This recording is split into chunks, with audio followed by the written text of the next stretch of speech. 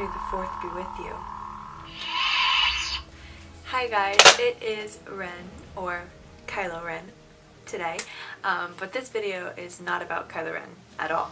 I mean, kind of at all. It's actually about my top 3 favorite theories about who Rey's parents are, or Rey's lineage is. You guys, I am so excited for The Last Jedi, simply to find out whose Rey's parents are. Oh my gosh. Let me just tell you, if Rey ends up being Luke's daughter, I'm going to be so upset. Like, everyone expects her to be Luke's daughter. It'll be so anticlimactic, but I mean, I have high hopes in Star Wars to completely blow my mind with who her parents are and the reasons behind it. But today I'm going to go into my top 3 theories on who I think her parents are. So let's just get into it. Alright, so one of the theories that I wholeheartedly support is that Rey is Obi-Wan's granddaughter. There's like a ton of proof for this, alright? So like, I have them all written down here. First off, their costumes are really similar. You can say, yeah, it's just a basic Jedi costume, but like, that could be a coincidence, but yeah, they're very similar. Another thing that could be random, but I doubt it, Star Wars and Disney thinks through everything, okay, is that they both have British accents. And they didn't just let Daisy Ridley keep her British accent, because John Boyega also has a British accent, but he had to speak an American accent for Finn, so... This is what's so funny. They showed like a lot of respect and attention, but I told them... Also, Rey has 0 experience in any Jedi skills, and yet when she's trapped in the Starkiller base, she literally performs a Jedi mind trick on a stormtrooper.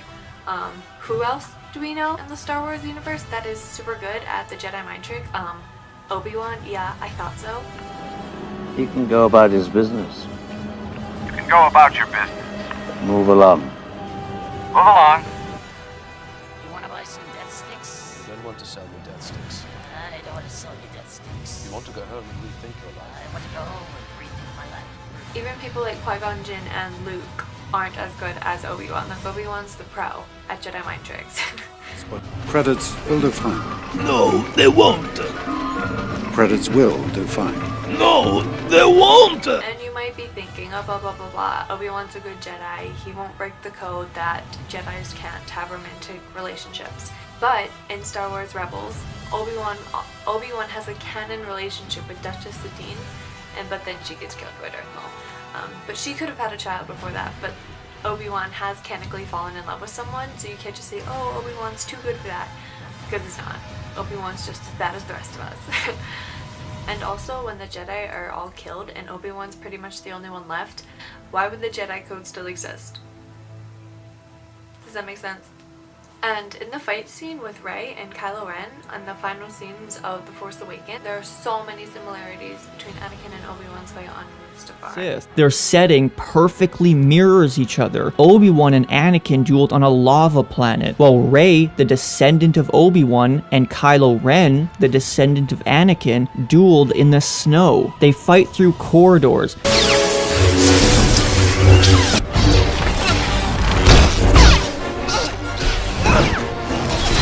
They lock arms in the middle of battle.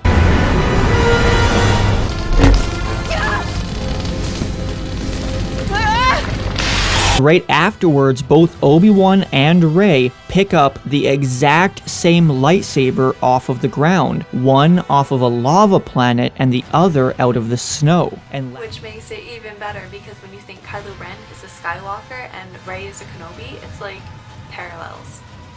So cool. Alright, so that is done with the Obi-Wan theory. And moving on to my second favorite theory. Rey is Anakin reincarnated. It may sound weird, but hear me out, okay? So before Rey is trained at all whatsoever, she's already a skilled pilot, just like Anakin, very good with the lightsaber, just like Anakin. She's also a very skilled mechanic and fixes the Millennium Falcon when even Chewbacca and Han Solo can't. And you may ask, how does she know how to do all these things? Because she's lived it before. As Anakin, she knows how to do all of these. And Anakin was born of the Force, so technically Rey could just be a reincarnation and also be born of the Force. She doesn't technically have to have 2 parents. You know what I'm saying? And the biggest thing about Anakin was that he was the chosen one and was supposed to bring balance to the Force, not leave it in darkness. And technically Anakin, like, majorly screwed up the entire Force universe pretty much as Darth Vader. And in the very end of Return of the Jedi, the Force is kind of balanced. But now the First Order is basically raised and there's no Jedis other than Luke, who is in hiding, and there needs to be balance to the Force again, so why not have another chosen one as a reincarnation as Rey? And also, why didn't Anakin's lightsaber go to Kylo Ren since he is Anakin's granddaughter, and instead it went to Rey because she's Anakin's reincarnation and she's literally Anakin. So I think being the actual owner of the lightsaber kind of trumps the grandson thing. And Rey also has Force visions like Anakin. And also, Star Wars is the story of Anakin Skywalker. From the prequels being about Anakin himself, and then the main trio being about Darth Vader, it's always been the story of Anakin. And it would make sense for Rey to also be kind of the story of Anakin, since it's always been about Anakin in a way. And it'd be like the life, death, and rebirth of Anakin, which is pretty darn cool in my opinion. And final thought, it also makes sense that Kylo Ren is being ignored by Anakin's ghost, even though Kylo like basically prays to him, because Anakin's ghost doesn't exist anymore. It's literally Rey. So yeah, that's the end of that theory. And my last theory, and probably my favorite, is that Rey is the granddaughter of Emperor Palpatine. This theory is so believable to me because Rey is so pulled by the dark side. You can see it when she goes into Kylo Ren's head and basically pulls out his deepest secret. You can see it when she's firing the blasters at the stormtroopers, and you can mainly see it when she fights Kylo Ren in the last scene of The Force Awakens. Rey is pulled by the dark side so much that it would be easy for her to kill Kylo Ren, and the only reason she stops is because she doesn't want to be pulled too far into the dark side. The official script for The Force Awakens reads this: "And she could kill him, right now, with one vicious strike, but she stops, realizing she stands on a greater edge than even the cliff, the edge of the dark side."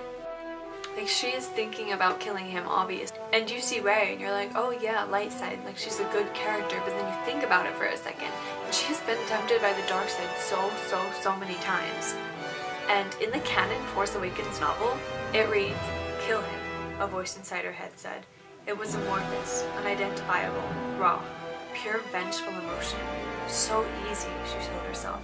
So quick. She knows it would be so easy for her to kill Kylo Ren, and she's considering it. She's considering it heavily. And you think about her pulled to the dark side, it would make sense with such a strong family lineage in the dark side, how strongly she would be pulled to it.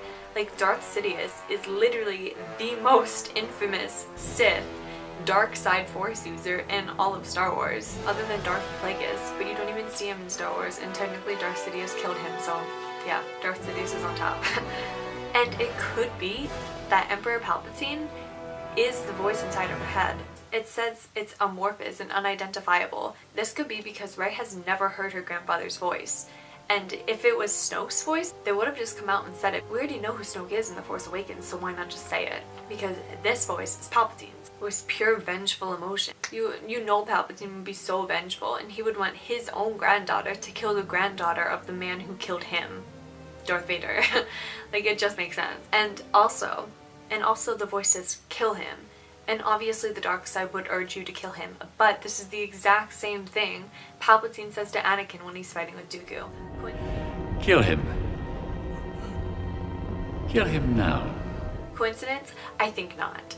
And the part that really got me was they used the exact same fighting style. Like, just watch these similarities, okay? The very first move we see Rey perform with a lightsaber is a forward thrusting stab.